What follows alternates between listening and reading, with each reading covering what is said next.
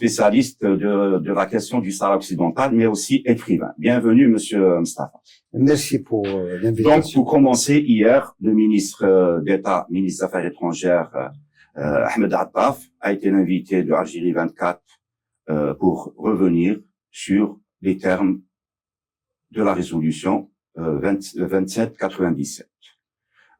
Attaf a donné un peu les difficultés qu'ont eu nos diplomates, mais aussi les diplomates de 8 autres pays membres du Conseil de sécurité, à amender une première mouture de la résolution qui était carrément favorable à l'occupation marocaine du Sahara occidental.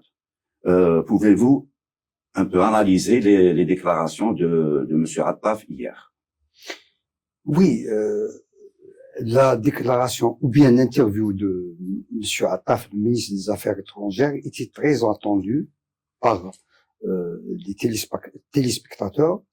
Cette intervention venait à point nommé pour mettre un terme à la cacophonie qui a suivi l'adoption de cette résolution. Il y a eu beaucoup de gens qui sont allés vite en la besogne en disant que c'était une victoire marocaine.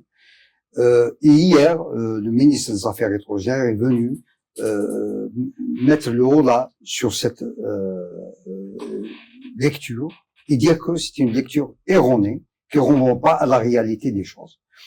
Le ministre aussi, il a expliqué tout le processus pour l'adoption de cette résolution qui passait par des péripéties nombreuses. Ça a été très dur pour réconcilier les vues, pour arriver à une mouture telle que celle qu'on a vue le 31 octobre qui a été adoptée. Et le ministre aussi, il a dit qu'il y a eu 8 pays membres du Conseil de sécurité, dont des membres permanents et de membres non permanents qui se sont démenés pendant une dizaine de jours pour rapprocher les vues, vu que les vues étaient tellement contradictoires et éloignées. Ce qui contredit en quelque sorte la propagande du Maroc, qui à chaque fois disait que seule l'Algérie défendait la cause sahraoui, alors qu'en réalité, plein d'autres pays étaient, disons, dans la bataille Exactement, Mohamed. C'est une preuve concrète que le narratif marocain est faux. D'ailleurs, les termes de la résolution sont clairs. Il parle des deux belligérants, c'est-à-dire le Front Polisario et le Maroc. À aucun moment, il ne parle de l'Algérie comme partie prenante de ce conflit. Donc, déjà, les objectifs marocains ne sont pas atteints. C'est-à-dire, les Marocains rêvaient, en quelque sorte, d'une résolution qui élimine totalement et qui modifie foncièrement le caractère juridique du conflit et qui voulait faire de ce conflit un conflit bilatéral entre l'Algérie et la monarchie. Donc cet objectif n'étant pas atteint, et ce qu'a dit Monsieur Attaf hier, c'est justement il a expliqué les péripéties, comme je disais tout à l'heure, pour l'adoption de la résolution, et le contenu qui n'est pas tout à fait favorable au Maroc, et aussi il a expliqué un petit peu les contradictions de cette résolution qui n'a pas du tout changé le caractère juridique du conflit sahraoui. C'est pour ça que, en lisant la résolution, déjà la résolution commence à rappeler, à réaffirmer l'ensemble des résolutions antérieures. Les résolutions antérieures étaient axées sur l'autodétermination du peuple sahraoui. À aucun moment il n'était question d'autonomie ou de négociation à partir du projet d'autonomie proposé par le Maroc. Oui, c'est ce qu'il a expliqué, M. Attaf, et pour être tout à fait objectif, je dirais que le Maroc, qui a jeté son dévolu sur le premier draft, le draft 0, première mouture, disons en français, du projet de la résolution, celui qui lit bien ce premier projet, on voit les ambitions du Maroc. C'est consacré carrément l'occupation. Voilà, consacrer la souveraineté, La souveraineté marocaine sur les territoires sahraouis et en même temps évacuer toute référence à l'autodétermination et la MINURSO. La MINURSO gêne beaucoup. Et le combat était autour de cette question de la MINURSO. On a voulu transformer la mission originelle de la mission onusienne, celle de l'organisation d'un référendum d'autodétermination, en mission de mise en œuvre, d'application de l'autonomie. Ça, c'est déjà une première défaite sanglante du Maroc. Il n'a pas pu atteindre son objectif parce que la MINURSO a été reconduite, pas pour 3 mois, mais plutôt pour une année. Donc, la mission de la MINURSO, c'est justement sa mission initiale, celle d'organiser un référendum d'autodétermination. Ça, d'un côté. Aussi, comme vous venez de le dire, la résolution a mentionné les autres options pour le règlement de ce conflit, toutes les résolutions qui ont été adoptées auparavant, 2007. depuis 2007 à aujourd'hui. Donc, il n'y a pas que l'autonomie qui la seule différence que cette fois-ci l'autonomie est rentrée avec une terminologie nouvelle, celle qui parle de solutions réalistes, mais qui est suivie tout de suite par une autre phrase qui a son pesant d'or. C'est une solution mutuellement acceptable et qui sera soumise à un référendum d'autodétermination du peuple sahraoui. Donc, ceux qui ont tout de suite, et notamment ceux qui ont tout de suite été favorables au narratif marocain et ceux qui ont été intoxiqués un petit peu par la propagande marocaine, il s'avère maintenant que les choses ne sont pas comme on prétendait, et Monsieur Attaf et son intervention, elle vient à point nommé parce qu'il a bien clarifié la situation. Bon, en tous les cas, en relisant la résolution du Conseil de sécurité, on se rend compte que ce n'était nullement ce que disaient les Marocains, c'est-à-dire une victoire au niveau de l'ONU concernant, disons, le plan d'autonomie du Maroc au Sahara occidental. Maintenant, revenons aussi aux réfugiés. Déjà, la résolution elle-même parle encore une fois des réfugiés, des conditions difficiles des réfugiés sahraouis dans les camps sahraouis. Donc là, c'est aussi une reconnaissance qu'il existe un peuple sahraoui, que ce soit dans les camps de réfugiés ou dans les territoires occupés, et y compris dans d'autres pays du monde, comme l'Espagne et comme les îles Canaries, que la volonté de ce peuple-là doit être écoutée. Oui. Là, il y a un caractère de ressemblance un petit peu avec la question palestinienne. La question palestinienne aujourd'hui bute sur le droit au retour. Les réfugiés de 48. Ceux qui, dont les terres ont été spoliées en 1948. La même chose pour les Sahraouis. Ils vivent la même situation. Leurs terres ont été spoliées en 75. Et ce peuple qui a trouvé refuge, qui a été réprimé dans le sang, qui a trouvé refuge en Algérie à Tindouf, on a essayé de l'effacer pendant plus de 50 ans. Aujourd'hui, la résolution est claire. Il parle justement des camps de réfugiés et des réfugiés. Il parle aussi, il fait un appel à l'aide parce que leur situation est difficile. Leur situation est difficile depuis très longtemps et cette fois, ils étaient pris en charge pratiquement par le mouvement associatif à travers le monde. Mais aujourd'hui, si l'ONU, à travers son organe, Conseil de sécurité, qui appelle justement à l'aide pour les Sahraouis. Donc, c'est une reconnaissance de facto que ces Sahraouis ont été chassés de leur terre d'une manière violente et qu'ils vivent actuellement à l'étranger. Évidemment, c'est une occupation militaire d'un territoire qui n'appartenait pas au Maroc. C'est normal qu'il y ait des réfugiés. Mais revenons maintenant aux négociations. Donc, la résolution a accordé un délai, c'est-à-dire dans les mois à venir, pour que des négociations soient entamées. Et ça va se passer aux États-Unis, c'est-à-dire quelque part c'est les États-Unis qui parrainent ces négociations. On a vu aussi la première réaction de du conseiller du président américain qui a déclaré que le Maroc avait accepté le droit, c'est-à-dire de discuter du droit à l'autodétermination. Donc, comment pensez-vous que ces négociations vont se dérouler dans les mois à venir? Je crois que les États-Unis, ils ont un petit peu reculé sur la première mouture.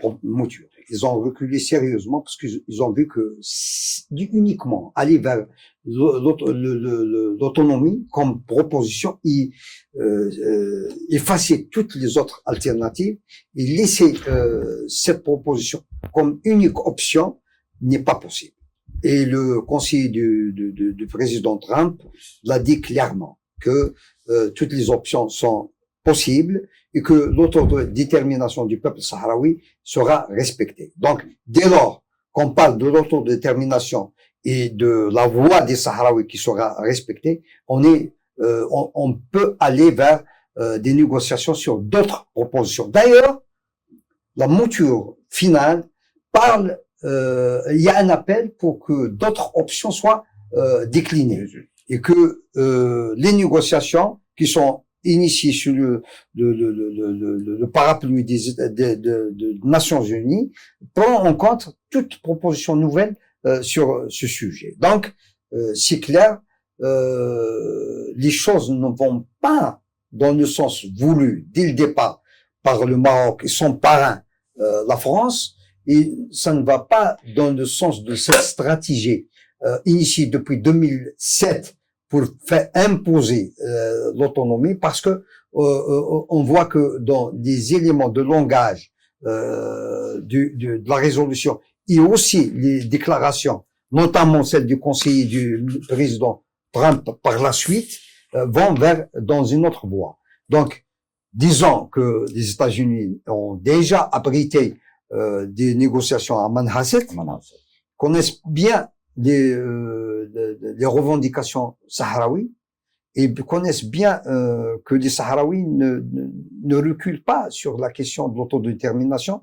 C'est ce qu'a dit le président Ghali avant-hier dans un discours à la nation, où il a dit que si on astreint les négociations uniquement à l'autonomie, le Polisario n'allait pas participer. C'est clair, c'est clair. Et sinon, il y a eu même la question des droits de l'homme qui a été soulevée par la résolution. Donc, pour une fois, la résolution du Conseil de sécurité a parlé des droits de l'homme dans les territoires occupés au Sahara occidental. Donc, on sait que des dizaines, si ce n'est pas des centaines de militants sahraouis sont emprisonnés, torturés. Donc, à chaque fois, le Maroc refusait à des organisations des droits de l'homme internationaux à visiter ces détenus dans les prisons marocaines. Donc, est-ce une avancée par rapport aux résolutions antérieures? Je pense que c'est la première fois qu'on parle de droits de l'homme. Un point, vous venez de pointer un point très important favorable aux Sahraouis. Je vous rappelle, Mohamed, que il y a eu une proposition américaine d'élargir les missions de la MINURSO pour l'observation du respect des droits de l'homme dans les territoires occupés. Cette résolution a failli passer. C'était la France qui a émis un veto. Et pour rappel, la France, protecteur attitré du Maroc, sur la question du Sahara occidental, c'est le pays qui a émis plus de veto que les autres nations, que les autres membres. Même lors de cette dernière réunion du Conseil de sécurité, c'est la France qui a le plus, comparativement avec la Grande-Bretagne, qui ont rappelé l'autodétermination. Mais la France, c'est carrément l'autonomie, c'est la proposition marocaine qui était le plus défendue. La France, c'est 14 veto brandis sur la question sahraoui à l'ONU, au niveau du Conseil de sécurité. C'est pour vous dire que c'est le véritable parrain de la monarchie occupante.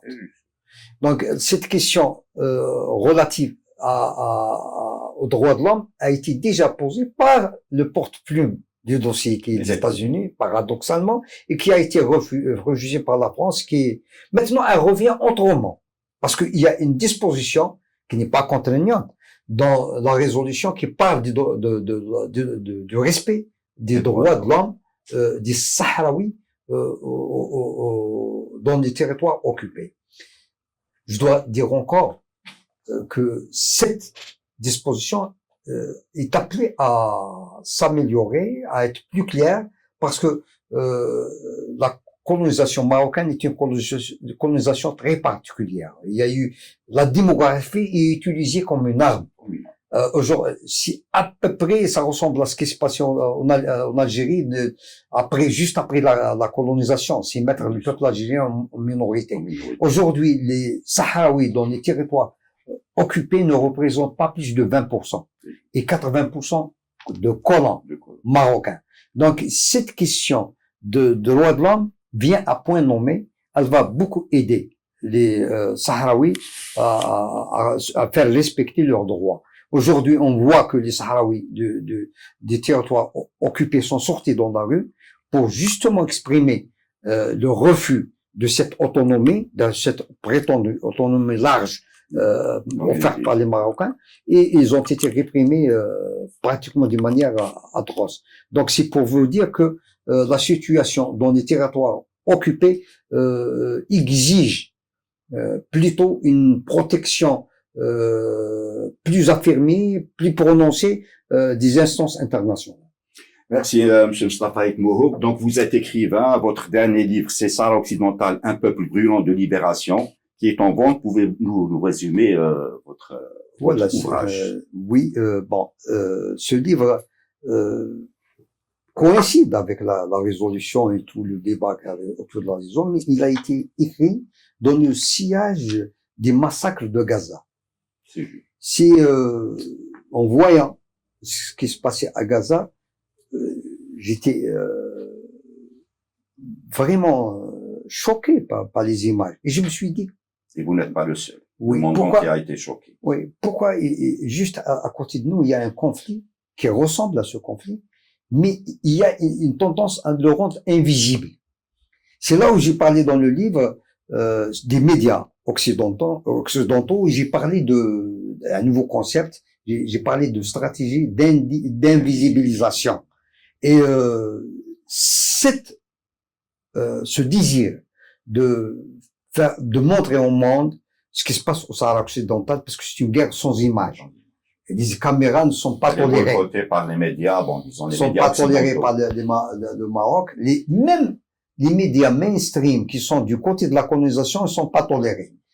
Donc ce blackout-là n'aide pas beaucoup les Sahraouis. Je me suis dit que il est de mon devoir en tant que journaliste militant de cette cause de rédiger ce livre et de montrer au monde entier qu'est-ce qui se passe là-bas et de leur donner la parole, de les aider à devenir plus visibles. Et le livre, il est sur plusieurs chapitres. Donc il y a de la subjectivité dedans parce que il y a ce désir de pousser la communauté internationale pour donner la voix à ce peuple et de soutenir une cause juste. Mais ce désir est étayé aussi par des faits historiques parce qu'il y a une chronologie historique de ce qui se passe là-bas. Et j'ai essayé un petit peu d'approcher l'attitude des médias occidentaux autour de cette question. C'est la première fois qu'on en parle. Et aussi, il y a un hommage appuyé qui est rendu au combat et à la résistance de la femme sahraoui, parce que le statut de la femme sahraoui dans les pays arabo-musulmans, c'est un statut très particulier. Merci, Monsieur Mustafa Mohouk, de nous avoir éclairé sur la dernière résolution du Conseil de sécurité sur le Sahara occidental, et à bientôt. Merci.